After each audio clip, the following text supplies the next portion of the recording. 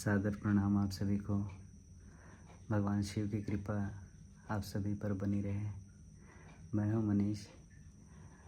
आज हम शिव महापुराण में वर्णित और एक प्रसंग आता है जिसमें माता सती के चरित्र का वर्णन है।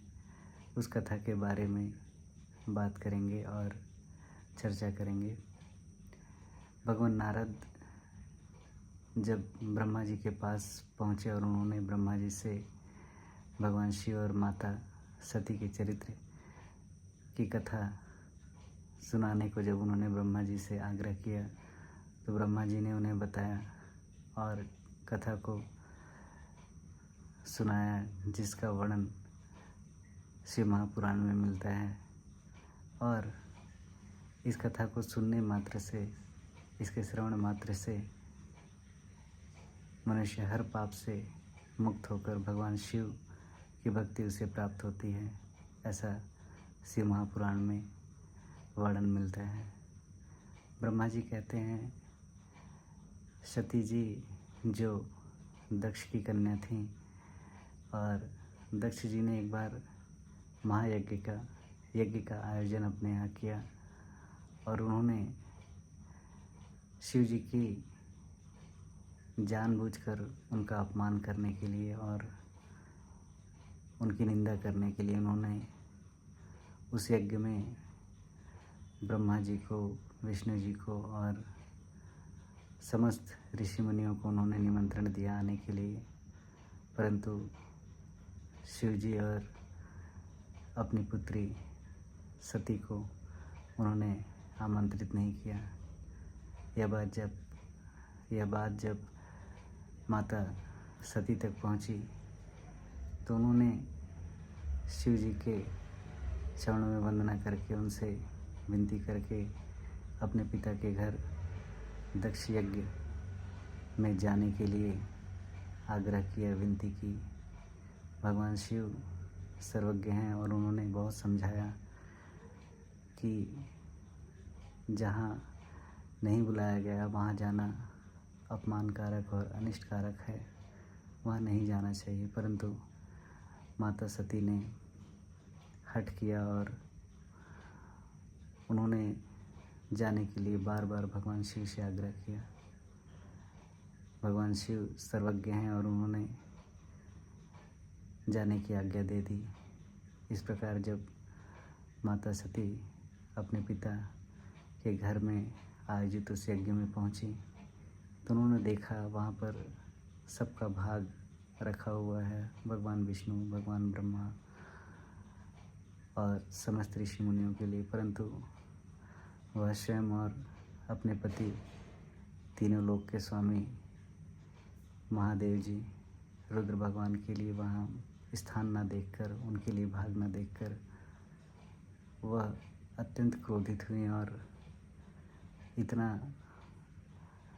क्रोध में आने के पश्चात उन्होंने उनके पिता के द्वारा भगवान शिव को अपमानजनक शब्दों से उनका अपमान भी किया जा रहा था, यह भी वह सुनी, जिससे वह अत्यंत दुखी हुई और वह इस दुख को सहन न कर सकें और वह उनके पिता के द्वारा आयोजित उस यज्ञ कुंड में ही कूदकर उन्होंने अपने शरीर का त्याग कर दिया।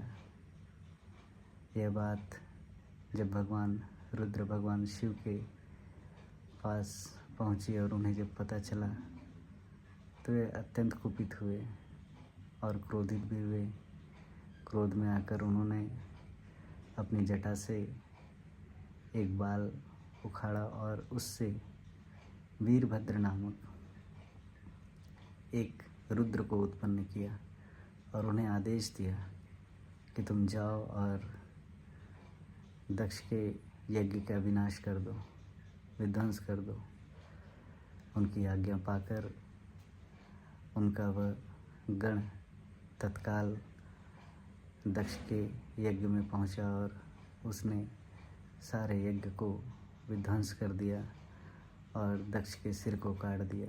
यह देखकर वहाँ पर उपस्थित समस्त ऋषि मुनि, समस्त देवी देवता हर तरफ हाहाकार मच गया और सभी भगवान शिव की आराधना करने लगे और उनके पास गए और उनसे विनती की। भगवान शिव का वह बहुत भोले हैं, वह तुरंत गए और उन्होंने दक्ष को जीवित किया और उनके यज्ञ को पूर्ण कराया और माता सती के शरीर को लेकर वह वहाँ से चल पड़े। माता सती के शरीर में जो ज्वाला थी वह जहाँ जहाँ ज्वाला व अग्नि गिरी उन पर्वतों पर आज भी ज्वालामुखी के नाम से वह पर्वत विख्यात हैं, जिनके दर्शन मात्र से मनुष्य की समस्त कामनाएं पूर्ण होती हैं।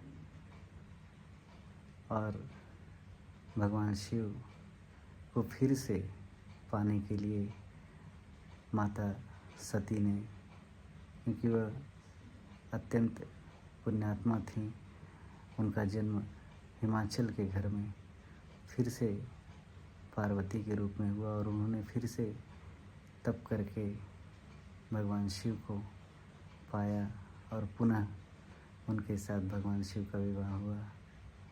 इस प्रकार माता सती का चरित्र, जिसका वर्णन शिव महापुराण में मिलता है, उनके चरित्र को आज हमने संक्षेप में आप सभी के साथ उनकी कथा को आप सभी के समक्ष मैंने प्रस्तुत की है। और इस कथा को सुनने मात्र से शिव महापुराण में इसका वर्णन मिलता है। इस कथा के सुनने मात्र से भगवान शिव और माता सती के चरित्र को सुनने मात्र से प्राणी के हर कष्ट दूर हो जाते हैं और उन्हें शिव की भक्ति प्राप्त होती है। आज के इस वीडियो में इतना ही। आप सभी का जीवन अच्छा हो, भगवान शिव की कृपा आप सभी पर बनी रहे। हर हर महादेव, जय श्री राम।